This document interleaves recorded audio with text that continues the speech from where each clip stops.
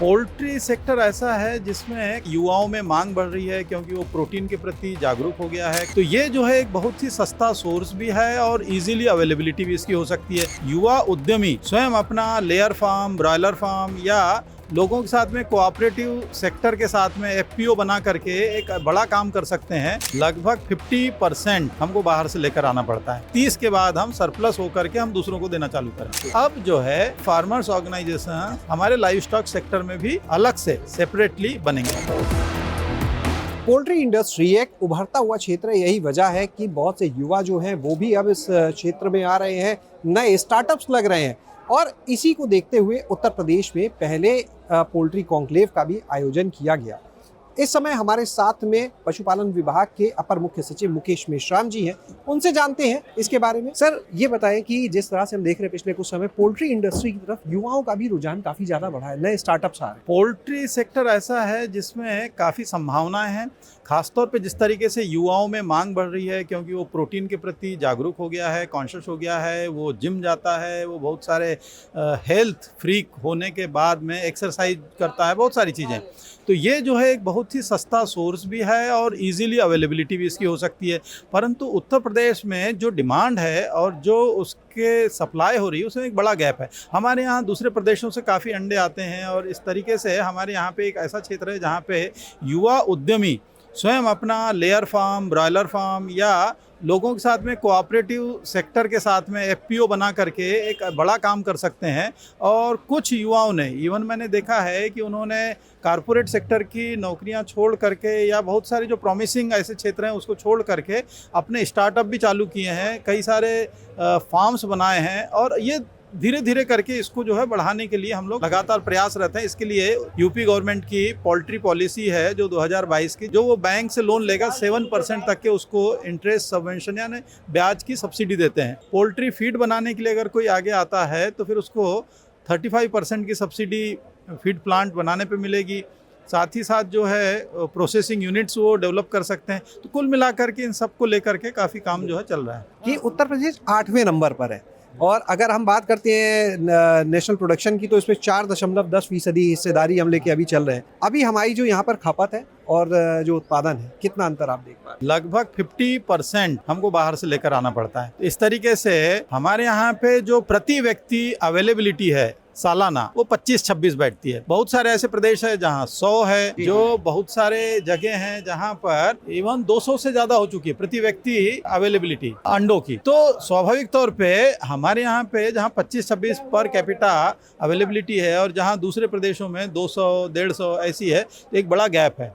तो इसलिए यहाँ पर बहुत प्रॉमिसिंग या संभावना वाला क्षेत्र है ये। क्या पोल्ट्री सेक्टर को लेकर, उत्तर प्रदेश को लेकर, क्या पशुपालन विभाग ऐसी कोई योजना पर काम कर रहा है जिससे हम उत्पादन जो है उसको बढ़ा सके, इस सेक्टर को और बढ़ावा दे सके? इसमें हमको प्राइवेट सेक्टर की मदद लेनी पड़ेगी और प्राइवेट सेक्टर की मदद से हम लोग ऐसे क्लस्टर फॉर्मेशन करना चाहते हैं। जैसे ये मेरे पास में है परिवर्तन, एक ऐसी स्कीम है। इस स्कीम में जो प्राइवेट सेक्टर वाले होते हैं वो किसानों को तैयार करके उनके खेत या जो उनके पास अवेलेबल लैंड है वहाँ पे ऑटोमेटिक एक पूरा layer farm, broiler farm establish कर देते हैं और वो अपना देखभाल करता रहता है, इन्वेस्टमेंट ये करते हैं और फिर बायबैक करके लेते जाते हैं। तो उसमें जो उनका हिसाब है वो अपना चलता रहता है। इससे प्राइवेट सेक्टर को भी फायदा है, किसान को भी फायदा है। ये कुछ जनपदों में चालू भी हो गया है। इसको बड़े लेवल पे करने के लिए, क्योंकि हम एफपीओ बनाए, जैसे कुछ प्रदेशों में बहुत बड़े बड़े एफपीओ बन गए हैं। जैसे आप मध्य प्रदेश में देखेंगे, केसला जगह है, वहाँ पे उन्होंने महिलाओं का एक ग्रुप बनाया है। हर एक इंडिविजुअल अपनी सब पोल्ट्री फार्मिंग करते हैं, उससे फिर वो लोग जो उत्पादन करते हैं उसको पूरा का पूरा एफपीओ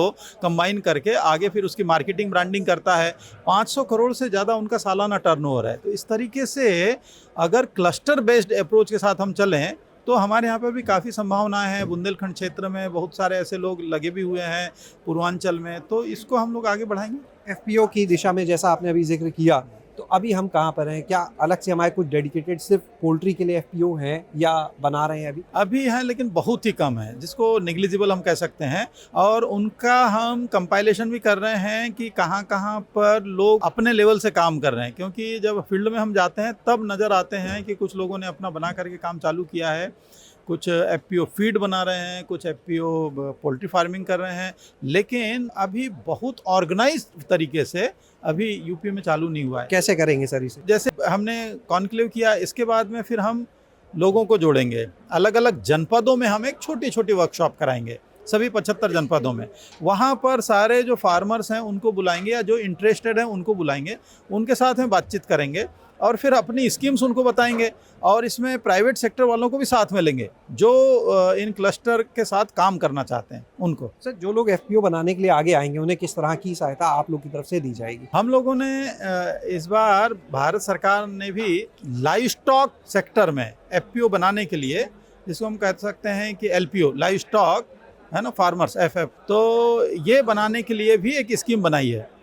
तो जहाँ पहले केवल एग्रीकल्चर में ही ये होता था, अब जो है ये फार्मर्स ऑर्गेनाइजेशन हमारे लाइव स्टॉक सेक्टर में भी अलग से सेपरेटली बनेंगे। पहले टिडबिट्स में बनते थे, लेकिन अब एक फॉर्मलाइज सेक्टर में ये बनेंगे। भारत सरकार ने इस साल के बजट में अनाउंस किया है, उसको हम फॉर्मल तरीके से गठित कर रहे हैं।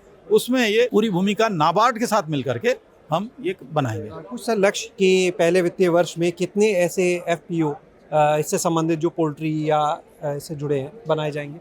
लाइव स्टॉक और पोल्ट्री से रिलेटेड हम चाहते हैं कि कम से कम 100 हम इस साल खड़े कर दें, चाहे वो कंपनी के फॉर्म में हो, चाहे वो एक सेपरेट सोसाइटी के फॉर्म में हो। ये तो हम मिनिमम लेकर चल रहे हैं। ज़्यादा हो जाएंगे तो हमारे यहाँ तो लगभग 58,000 ग्राम पंचायतें हैं, देखते हैं कितने इसमें तैयार होते हैं। और सर एक चीज़ ये जानना चाहेंगे कि अभी जो एग प्रोडक्शन की बात कही 50% हम बाहर से ला रहे हैं, क्या हमने कुछ उसके लिए भी टारगेट अपना तय किया है कि कब तक हम अपने एग प्रोडक्शन को कितना बढ़ा लेंगे? जो हमारा विकसित उत्तर प्रदेश का जो कंसेप्ट नोट है, उसमें हमने ये टारगेट रखे हुए हैं कि उत्तर प्रदेश में 30 के बाद हम सरप्लस होकर के हम दूसरों को देना चालू करें। बहुत बहुत धन्यवाद सर। तो आज आपने सुना मुकेश मेश्राम जी को, जिन्होंने बताया कि अब उत्तर प्रदेश में बड़े स्तर पर एफपीओ का गठन किया जाएगा, ऐसे एफपीओ जो पोल्ट्री के क्षेत्र के लिए काम करेंगे और इसके माध्यम से चाहे वो अंडे का उत्पादन उसको बढ़ाएंगे और संगठित करने का कार्य कुल मिलाकर कि जो लोग छोटे स्तर पर कर रहे हैं वो संगठित हो और एक बड़े रूप में अपने व्यापार को आगे बढ़ा सके। शैलेश अरोरा, गांव जंक्शन।